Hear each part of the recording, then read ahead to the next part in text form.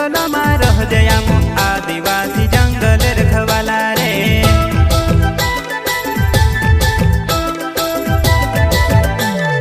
चल जंगल जमीन काजे पूजे रे आदिवासी दुनिया ने रखवाला रे। बाप देव खतरी काज पूजे रे आदिवासी सबसे निराला रे।